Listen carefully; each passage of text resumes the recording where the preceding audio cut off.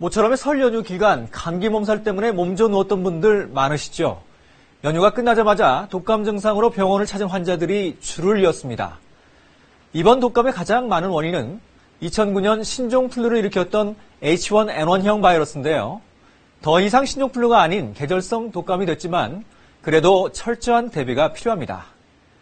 미국에서도 올 겨울 들어 이 H1N1형 바이러스가 맹위를 떨치고 있는데요. 먼저 미국의 상황을 박영환 특파원이 전해드립니다. 캘리포니아를 공포에 몰아넣은 계절성 독감은 신종 인플루엔자 A입니다. 5년 전 한국을 포함해 세계적으로 크게 유행했던 H1N1 바이러스가 원인. 병원마다 악성 독감에 시달리는 환자들로 초만원입니다.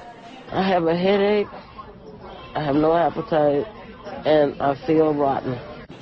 캘리포니아주 보건당국은 지난주에만 신종플루 사망자가 52명 더 확인돼 이번 겨울 들어 사망자가 147명에 이른다고 발표했습니다. 신종플루 의심 증상으로 숨진 사람도 44명입니다. 캘리포니아에서는 1년 전 겨울엔 신종플루 사망자가 100여 명이었고 지난해 이맘때까지 사망자는 14명에 불과했던 터라 이번 겨울엔 신종플루 사망자가 급증하고 있는 것입니다. 특히 이번 신종플루는 면역력 강한 젊은이가 많이 걸려 의사들도 의아해하고 있습니다.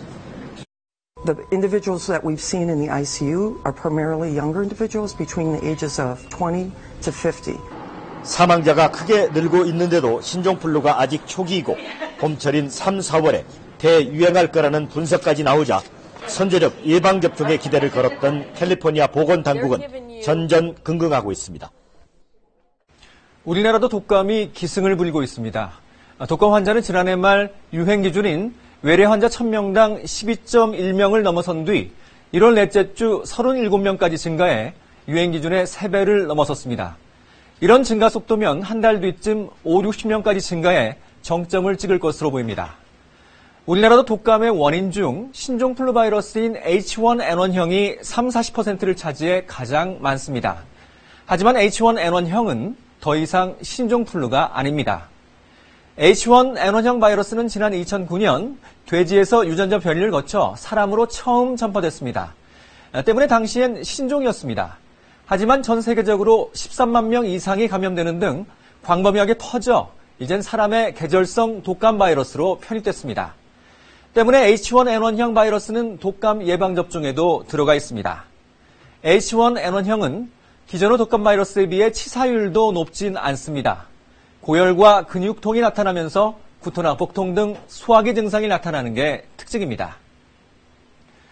개학을 맞아 독감이 더 퍼질 것으로 보이는데요. 철저한 대비가 필요하겠죠. 예방법을 알아봤습니다. 설 연휴가 끝난 첫날 병원이 어린이 환자들로 혼잡스럽습니다. 대부분 독감 때문입니다. 밤새 계속 기침을 했거든요. 그리고 낮에도 이렇게 지금 기침을 계속 하고 있고요. 올해 독감의 특징은 전염성이 높은 인플루엔자 A형이 늘었다는 겁니다. 이 병원 독감 환자의 절반가량도 A형입니다. 예방접종에 A형이 포함되어 있다고 들어서 접종도 다 한 상태거든요.